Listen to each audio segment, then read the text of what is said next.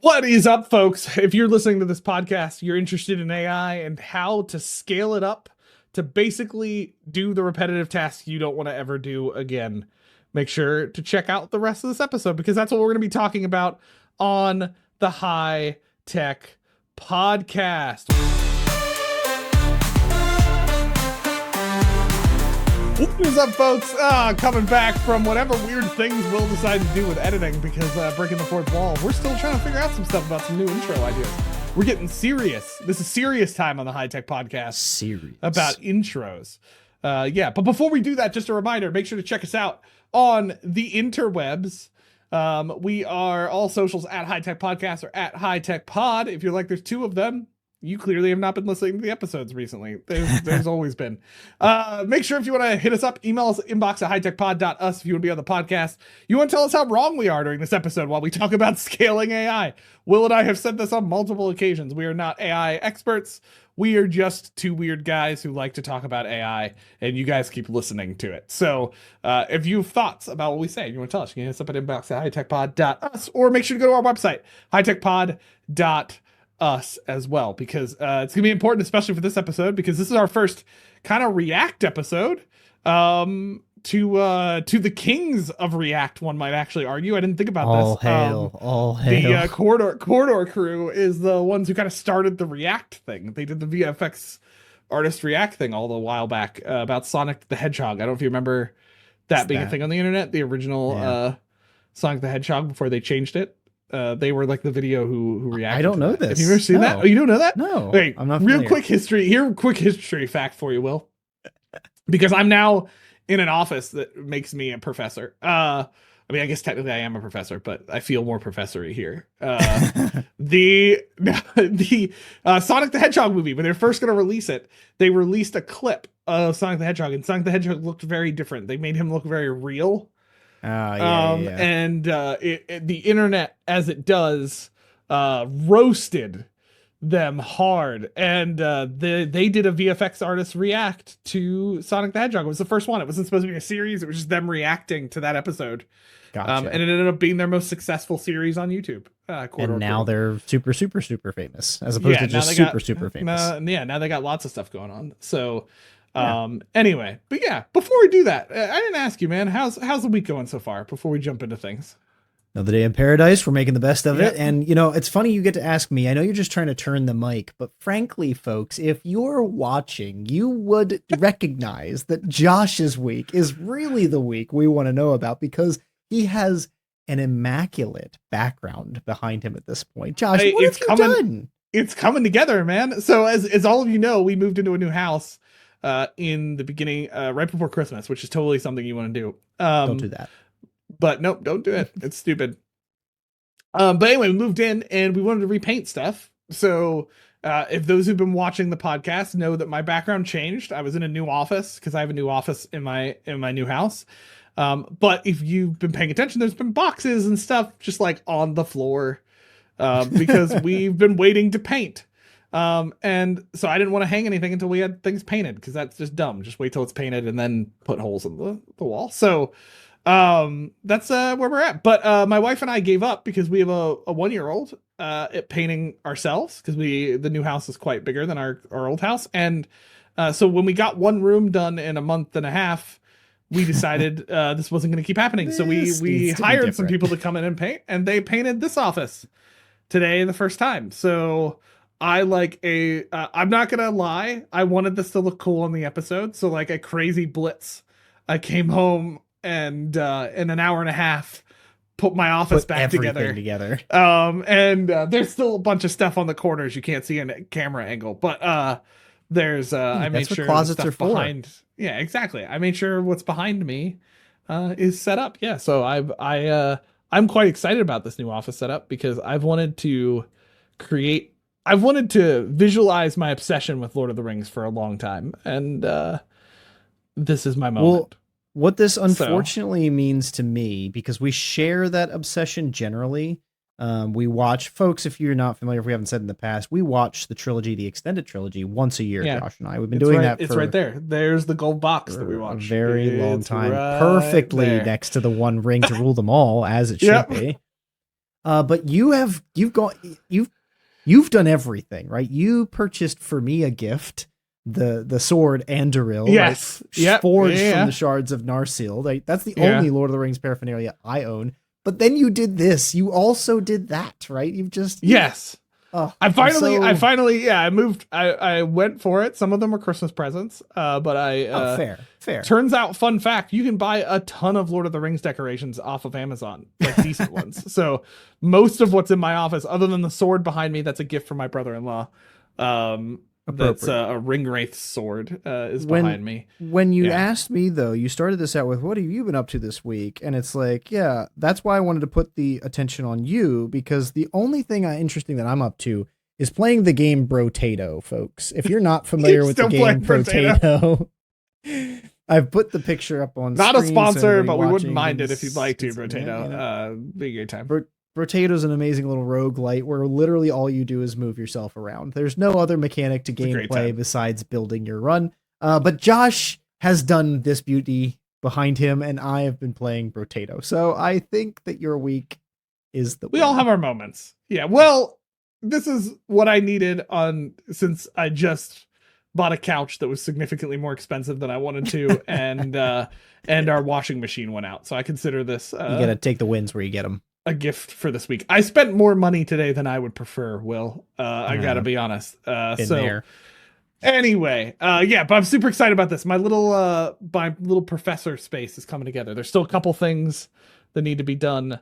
But you guys should also pay attention on the High Tech Podcast a little bit more, because there is going to be some stuff coming out in the next year or so that will be done in this room, because this is not just for me.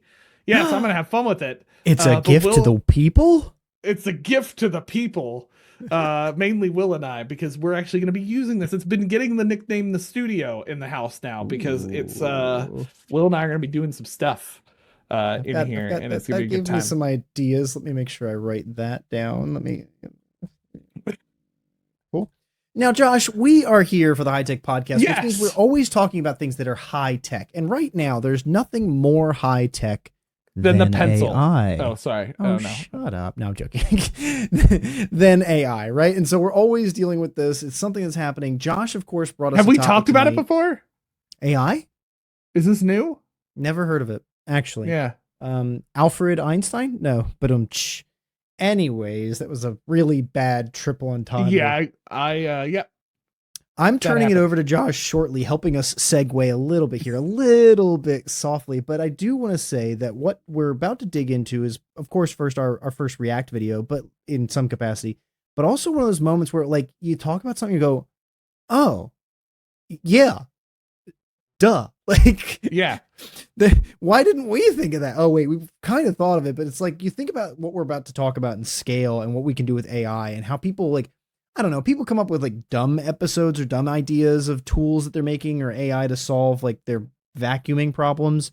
What we're about to offer you, I think, solves or provides solutions to so many harder problems with like intricate issues, right? Intricate issues that are multivariate, that have more things that happen. So. Yeah, intricate in scaling AI is what I would say. Now, I will just add this real quick as a addendum. Take it. It is not our first React episode. If you remember, we did that brief series IDs React to things, and that's where we learned about the infamous Wendy's training video. That's go check that out. That's an old episode. I don't remember what the episode count is. I'll find the number for the episode. Find the number. Up. Let's go. So anyway, okay, a little bit of history here real quick. So Will and I watch a bunch of different things. Though Will apparently does not watch any podcasts of That's that correct. note. And honestly, I think I was always a podcast person, but I got in the last couple years more into being like what I would call a YouTube person, like watching different YouTube channels, following them, kind of doing these things. And I forget when this happened. This was several years ago. We talked about Quarter Crew at the beginning. I'd kind of seen Quarter Crew's VFX artist react things, and you ever start watching something and go down a deep hole, Will, where you just like keep watching those episodes, like, right? So those of you listening, if you'd like to do that for the High Tech Podcast, you're more than welcome. But Please. We've got a lot of episodes. This is 240, so go dig in, you know. But VFX Artists React, Corridor Crew, they had a lot of videos. So they've been around much longer than I realized they were there. So I deep dove into their stuff. And so I've been following them for quite a while, several years. Will knows they come up all the time when I'm talking about stuff that I see or just in general. I think they're great YouTubers and great artists at creating things. And so even though I'm not a VFX artist, let's be very clear about that. I have no ability to do that. I've learned a lot about VFX artists' work in the last couple of years because I watch their stuff all the time. So I even subscribe to their site now. If you want to go check that out, you can go to crew.com. Yeah, that's a thing. I'll make sure the link is correct. I honestly don't remember. Well, and while you're CorridorDigital.com. There we go. While you're going to look up their website, you can go to our website and find episodes 69, 70, and 71, which were all 3 of our Learning Designers React episodes. See, Learning Designers React. There you go. We did Boom. it. Nailed it. Nailed it. So anyway, I've been watching them for a long time. So I get in a regular routine, usually like Friday or Saturday morning, like Friday night or Saturday morning, when family's gone to sleep or when I wake up and got my coffee. If I'm working on things, high-tech podcast related, other podcast related stuff, I put up Corridor Crew on my other screen, and I watch their VFX artists react stuff or some of their other videos. So I've really enjoyed watching them recently because they get into the AI side of VFX artists. And while I'm not a VFX artist, it's interesting to see how they're engaging with AI at a more technical level than what Will and I do. Because a lot of what Will and I are doing is probably more technical than some. But Will, I think it's fair to say you and I are mostly using already like packaged models, and we're using those to build things. We're building agents, GPTs. We have a ton of videos on all of that stuff, right? So, but this video crossed my path of theirs where they claim to have solved the green screen problem. Okay, so now real quick for those. But hark, Josh, what is the green screen problem? Exactly, right. So for those listening, you might know what the green screen problem is because we're not a VFX artist podcast. Okay, so real quick, green screen problem. If you didn't know this, when you have a green screen behind you, and actually Will and I know this from experience because we've done some video recording with green screens. I've edited the whole thing behind a green screen is you put it behind you and then you use the editing tools to basically what they call key out the green screen, which is you find that color of green and you remove it. But here's the thing, that never perfectly removes the green screen. If it did, all of us could just be awesome VFX artists. It never removes it perfectly because you got hair strands you got to pull stuff out of.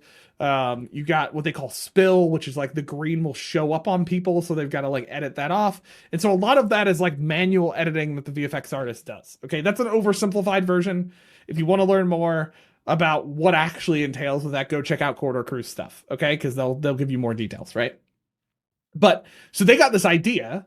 They were like, what if we could use AI to create an AI tool that could just instantly remove green screen? And it's not an idea unique to them. Tools that have been trying to do this for a while now, since AI has been a thing. And there's been more advancements in this. There are AI tools that can help remove stuff out. Like, for instance, a practical version of this is like, guys, on your phone, when you take a picture and you just like remove something from it with an AI tool. This is a similar kind of like sibling to what they're trying to do in green screen. So like the technology has come further. An algorithmic approach to doing a visual change, right? Most folks are so familiar with what AI can do with text, right? Automatically changing text and do it, but like visually it's just as possible. And like when we used a script on our episodes, they have a feature that will let you change the eye contact of the person that it's being filmed. So if the eyes were looking here, but then they look there and then they look here and then they look there and they look, it'll actually just keep all the eyes looking straight ahead. So it's visual editing using patterns to keep something or to change something so that it does. Green screening is just the hardest one to do with this because of all of the potential things you have to account for to do the issue. And AI is not able to do it perfectly. They describe in their video, and again, we're going to react to a part of this video. So what Will and I are giving you is a quick overview of what happens. If you want a more deep dive, I'm going to say this several times, go check out their video. We will link to this and their website here because they do it. It's a 30-minute video and they break down in detail how they do this. But so basically these AI tools, they're not perfect at getting rid of stuff. They're not perfect at getting rid of the details. It's just difficult, right? And so what they did is they got this idea. They were like, what if we could program an LLM, an AI tool using a deep learning AI tool to remove the green screen? Like, what if we could give a deep learning model enough examples of this to remove the green screen automatically? Could they build their own tool to do this? examples, Josh? Would it be 10 examples? 100 Well, examples? so they What go would be through this. enough? You can watch this in the video. They give a handful of examples. They try it does okay, but it still kind of just looks like consumer grade AI removal tools, right? The example they give in the video is they try to have this guy that wave a sword in front of the thing, and because it's just editing it out, the sword kind of gets removed because it's a thin sword, right? So like it's just poof, it's gone, right? So it didn't work perfectly, right? And so to understand real quick again, because we've not talked we've only talked a handful about this on the podcast, and this is fresh in my mind for an example I'm going to give later of why this impacted the way I think of scalable AI, because I'm not telling you all of this on this episode to become a VFX artist for this. I'm telling you this because what we're going to show you and walk through, there's something Corridor did that's a very interesting technique for scaling AI for the average person, right? So, but okay, back to this real quick. Okay, so they go ahead and they try to do this, and it's not exactly working. And so to understand how deep learning models work, right? They're using a deep learning model. Basically, what happens is they give examples, plug it into the deep learning model. And what a lot of people don't understand about deep learning models that run like GPT and those things, it's not like programming automation where you're like step 1, step 2, step 3. It's here's a whole big data set, and then basically deep learning cooks on it for a while. Because a deep learning AI model is basically, it's meant to reflect the human brain. It's not the human brain, but it's meant to reflect the human brain. And so basically you have this algorithm that looks at all of these things and then tries to find the patterns. The example I was giving recently in a faculty training was like, it's basically like, it's automation is creating a recipe step by step and giving it to someone and telling them how to do that step by step recipe. Okay. Deep learning is giving someone a ton of examples of delicious recipes so it can discover patterns in what makes delicious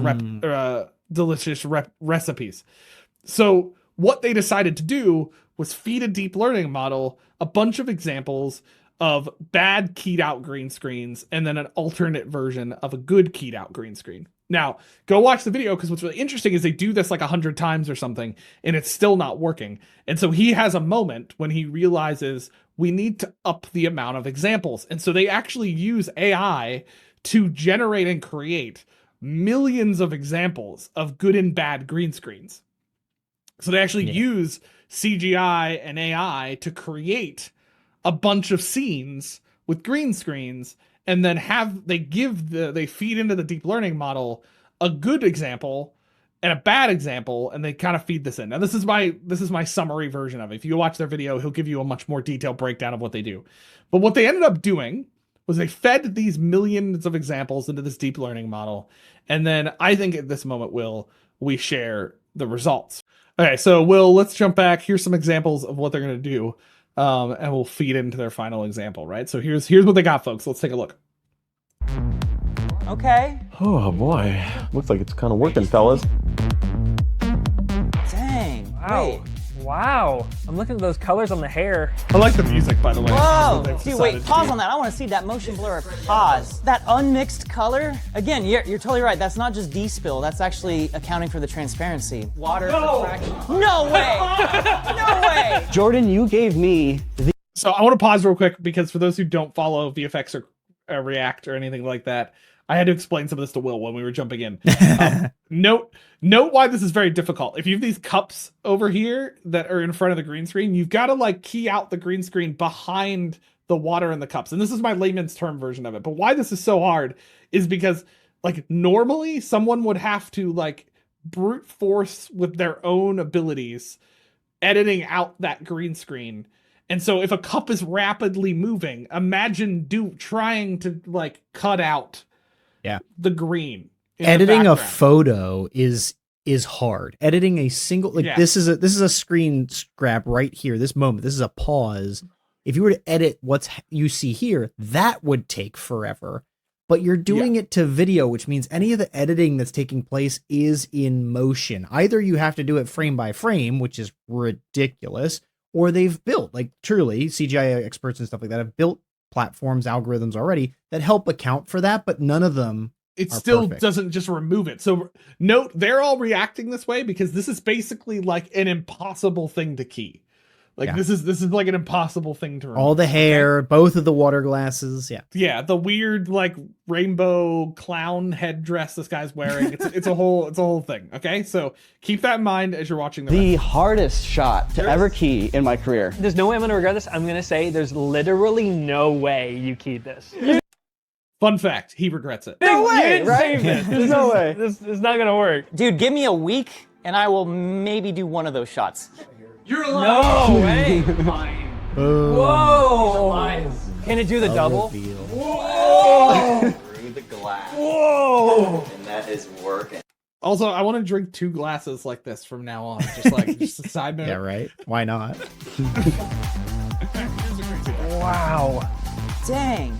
Sounds like That- everyone's just kind of in shock right now. Yeah. That is like magic. That's crazy. This is Dang. far better. So that's what happened here, right? So again, context, seeing what this did. They did not key this out themselves. AI did this. Like this would have been something that probably would have been next to impossible for a human to do. I mean, some of the like craziest VFX artists who work at like giant houses that are part of like big movies like Avatar and stuff probably could have eventually brute forced this type of thing. But what they're talking about here is this is like next to impossible to do. Through giving a deep learning model millions of examples and programming it and working with it, right?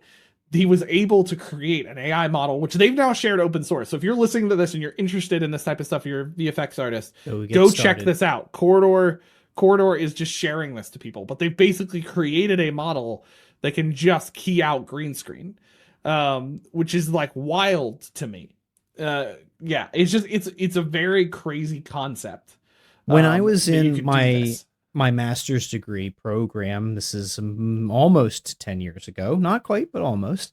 One of my tasks in a digital critique or digital experiences course was to do green screening.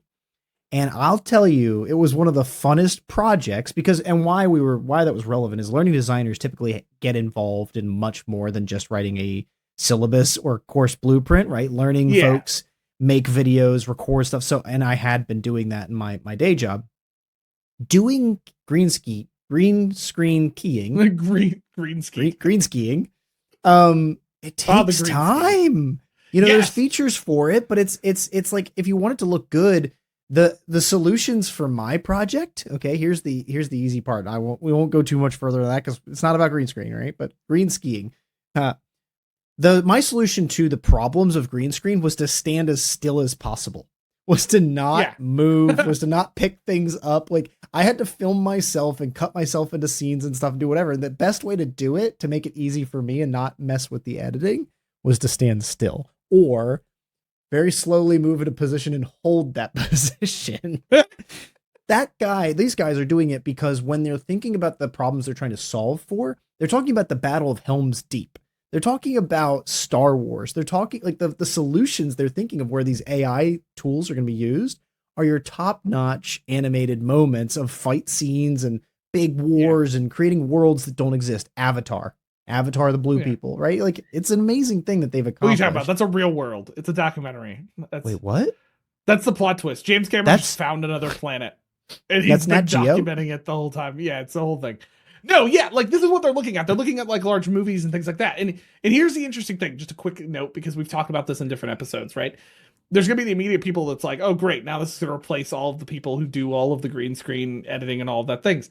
What they're advertising this as is like this is the like brute force administrative work that like that keeps them from doing the creative work as a VFX artist. And so the faster they can remove that out of the process, and they give some background in their video why they're doing this. They have a D&D show that they have to do a bunch of green screen stuff for, and they're trying to get better at that stuff. Again, go check out the video. It's very interesting hearing their breakdown. But I think what is helpful for me, and then jumping into another story here for a second, is right, you're probably watching this and you go, okay, this is great, this is cool, but I'm not a VFX artist. Also, I don't know how to program deep learning models myself. Like, I'm just using GPT. I'm using Claude. You're maybe, you drank a little too much and you're using Grok. I don't really know what you're doing, but it's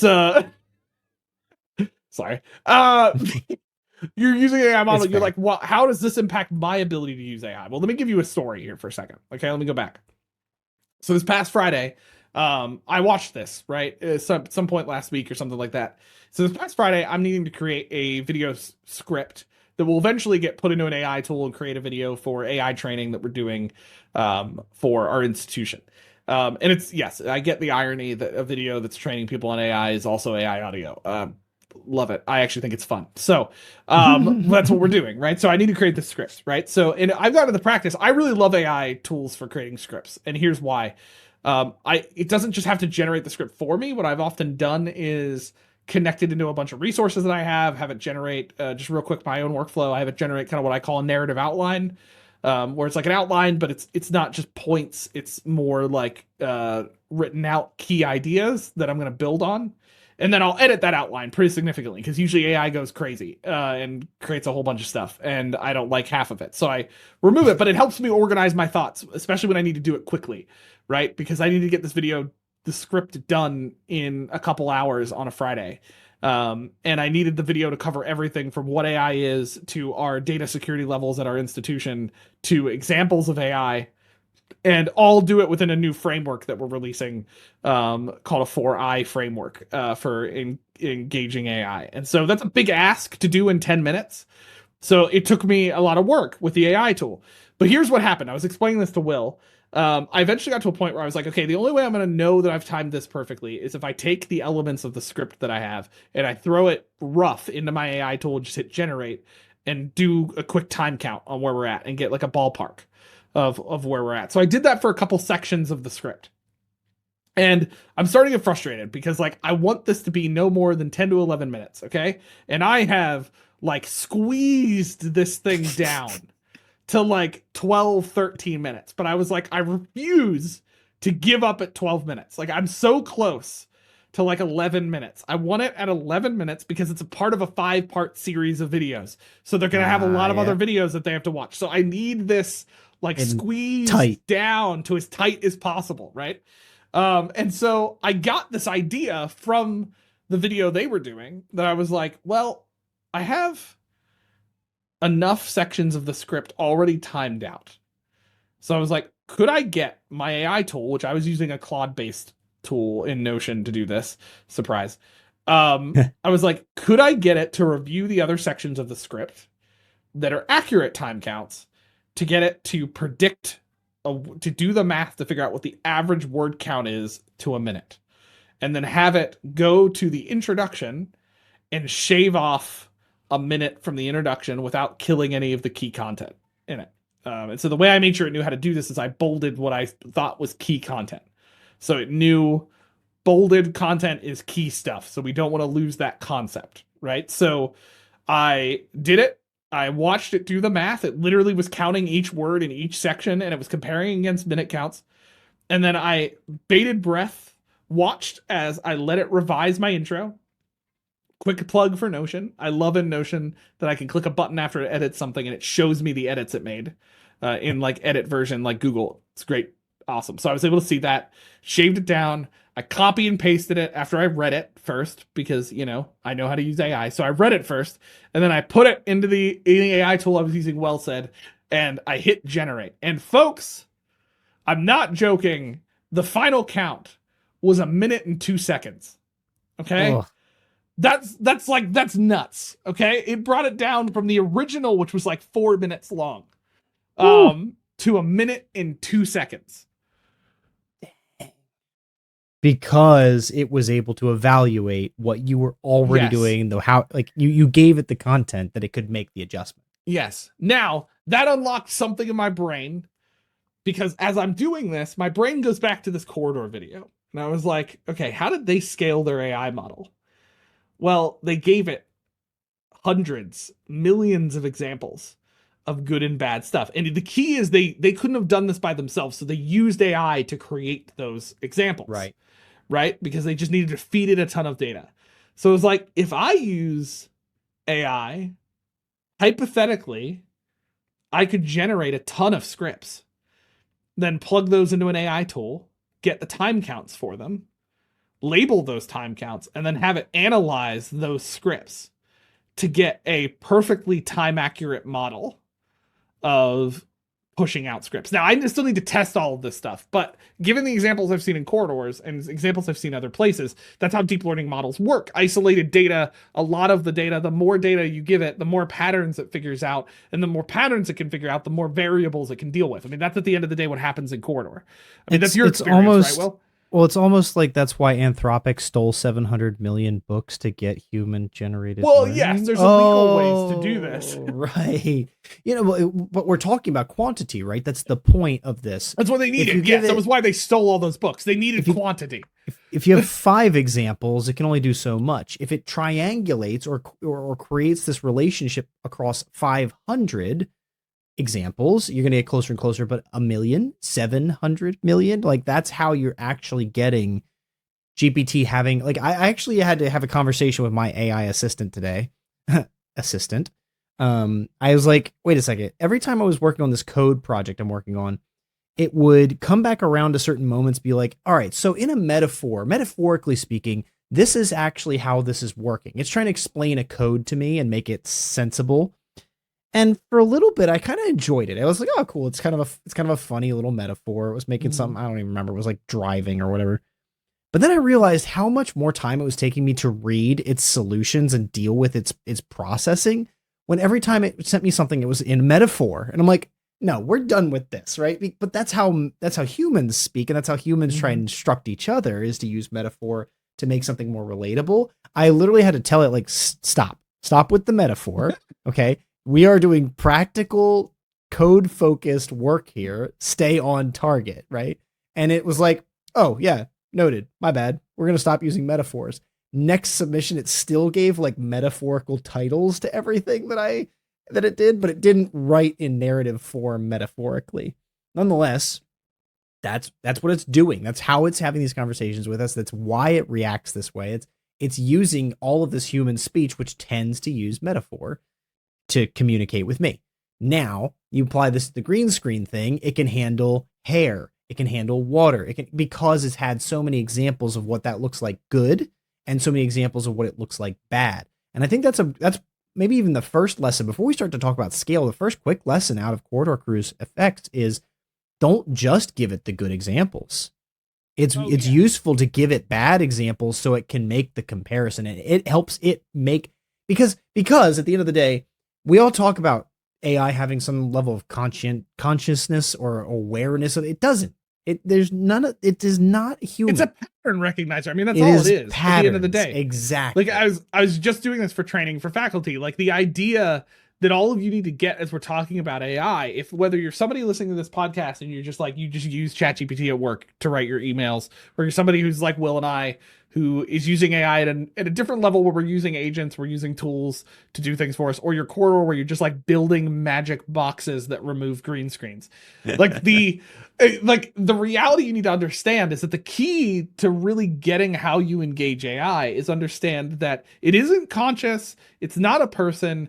All it's doing is pattern recognition. It's intense algorithms that understand patterns. Now, GPT can predict the next words that should come in a topic because it's trying to recognize patterns across millions of writings in the internet. Yeah. But that's also why hallucinations happen, because it's got so many different types of examples that there's so many variables that sometimes it doesn't know what to do. So what the Corridor video shows us, and what I'm learning in this area, is to scale our AI tools to be effective. What we actually need to do is isolate those tools down to a ton of data of good and bad examples. Make the pattern clear. If you want your tool to do something and you have an example of something good, right? You need to give it clear data. This is good, this is bad. And so it can see those patterns much easier in what you're doing. So like that's what we need to do, is create those patterns, right? And so like, I think at a smaller level, I've been seeing that happen in the AI tools I've been using when I create agents in Notion, or I'm creating custom GPTs, or I'm creating Claude skills. I'm giving it examples, but I've noticed what I have done in the past is normally just give it good examples. And sometimes it does good stuff, but sometimes it does bad stuff. The thing for Corridor that was a game changer for me is realizing, no, if you give it good and bad, it can better recognize the patterns between good and bad and push it in its direction. That's what changed it for them. If you watch their video, that was the game changer for them, is to realize, oh, we need to give it bad and good examples to compare against, so that it actually can figure out the patterns of a good thing versus a bad thing. That technique is fantastic, and we can all probably imagine ways to do that with text. You know, we're not dealing necessarily with issues of like movies and whatever, but when we're thinking about the ways we're using it for work and with systems, whatever, that's pretty straightforward, right? Give me good data, give me bad data, right? So good data might have some empty, not like good data might just be complete and have, 1,000 rows of all the cells full, whereas bad data may have, email fields that don't have the domain name in it. It might have empty cell values. Like, there's so much you can think about when it comes to what that is you're going to be working with, whether it's green screens, emails, or data. But that does glide us towards the scale question, right? We're hearing them do 1 million, but I think there's something to be considered here, kind of at the everyone can do it this way, scale it up a little bit, all the way up to the corridor crew of 2 million examples. One of the things I've been learning a lot about for effectiveness with AI while I'm working on like coding is context over time. It's very easy when you get to problems to quite quickly turn to your ChatGPT and start a new chat, be like, I'm doing something, here's the context quick, and I've got a new problem. The more times you make more chats, kind of the less effective it is at helping you with your larger problem. So I've been working on an API for 6 business days. And altogether across those 6 business days, I've probably put, 20 to 30 hours of effort directly into this project. And I'll tell you that when I first started with the API, the chat that I was working on, hey, do this one thing, cool. And it solved that problem pretty quickly. Once I was like 3 days into it, I was like, I'm still struggling with something. Today, I was working on it again. And no matter what question I give it or what problem I bring to it, it solves it so quickly. There are times where I've had to like go back and forth with it or provide it more context, give it information from my learning management system, the API resources or whatever, where I'm teaching it. But today, because I've held that conversation with it for 6 business days and across X amount of hours, which means I've been going back and forth with it a lot, it is answering my questions quickly. Meaning, while it's not a deep learning model, I haven't given it 1,000 examples of the API I'm trying to work with. It is growing its knowledge about the work I'm doing. And so that's something we need to start with our scale. For remember, first and foremost, not to just try the same problem across 6 AI tools. That's a value to that to learn something as a human, but that's not going to help actually work with the LLM. You want to spend time on a problem with it doing that deep work over time. But that's for me, like solving an immediate problem. I'm trying to do a break fix. I'm trying to create functions. I even struggle to think, like, what would it be like to ask this question? What would 1 million examples of what be that I could give the AI to say, hey, I'm trying to make an API that takes all this data in these spreadsheets and puts it in an orderly and correct and accurate fashion in my LMS. What would I do? I don't know. I'm struggling with that. What would that look like to take an example of 1 million of pieces of that data or something to make sure that that's going to work as effectively as possible, or even make it go better than what I did? Yeah. That's where it doesn't work with every problem, or it might be something I still need to noodle with, but it's the right line of thinking to go, this is how I 1 times something. This is how I 5 times something. This is how I 10 times. How do I do this times 1 million to really reach that scale question? Now, you were saying that you did have something that this played into, which was your script, but now there's another step where this goes, right? Yeah. Well, and that's the thing. Like, I use this for the script idea, but it pushed me into different directions, right? Of going like, well, I could take this a step farther, right? And say, okay, let's use AI to generate millions of good and bad scripts, time count wise, right? Examples of scripts that are very accurate to time and examples that aren't accurate to time. And you can use AI to scale that up, right? Like, let's say create a couple examples, then use AI to generate more examples. of Yeah. what it is, and time those out and eventually get up to a scale of, I keep saying millions, but it could be thousands. It doesn't need to be like, even 100 is better than the 5 you gave it before.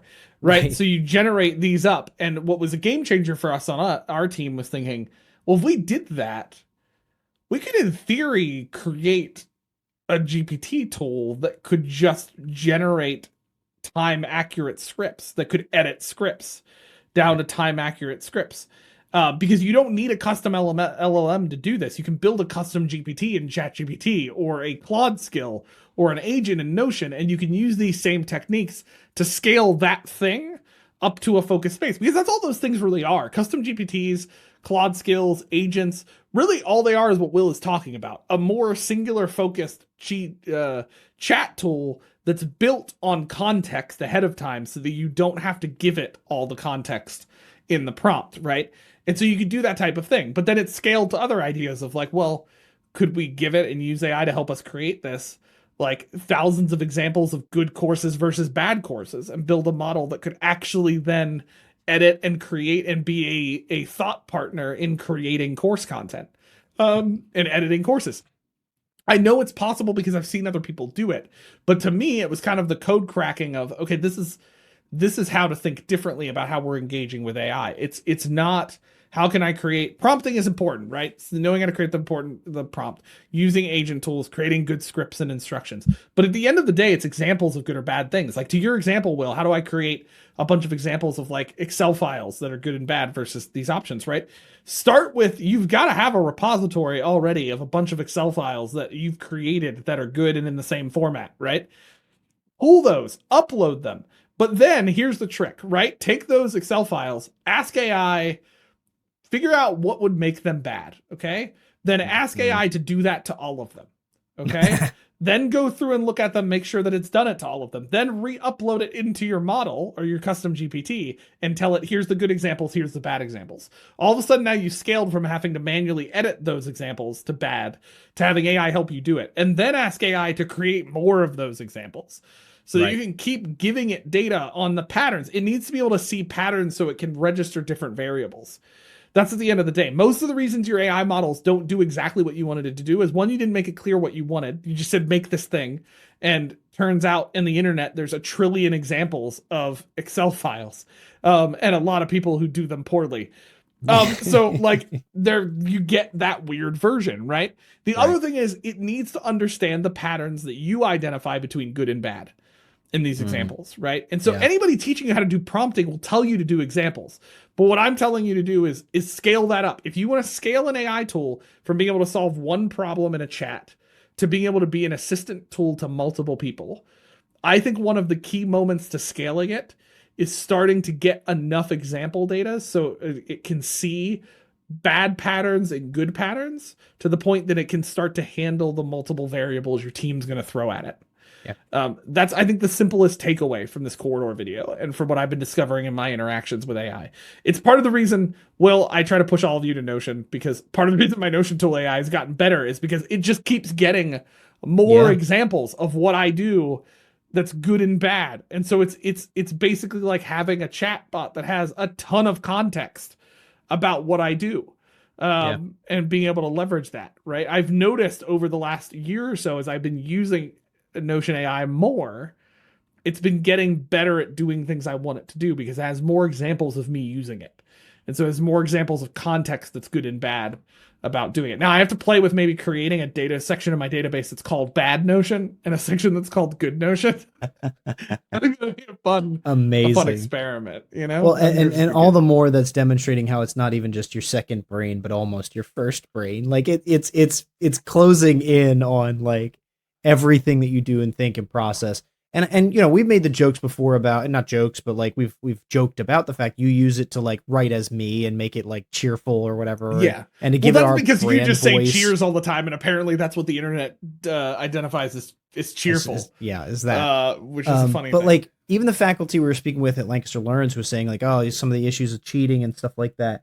You know, the best way for them to get ahead of these kinds of things then now, here's an example. Take your prompt for your paper that you're having issues with students cheating on. Take your prompt, put it in GPT and say, write me a good paper that meets these criteria. Give the rubric, all that. Then to have it write a bad paper, blah, blah, blah. Then take those first papers and have it multiply that by 1,000. Now you have 1,000 copies of good papers, bad papers, and then you can tell it to do two things to build a little bot here for cheating and plagiarism.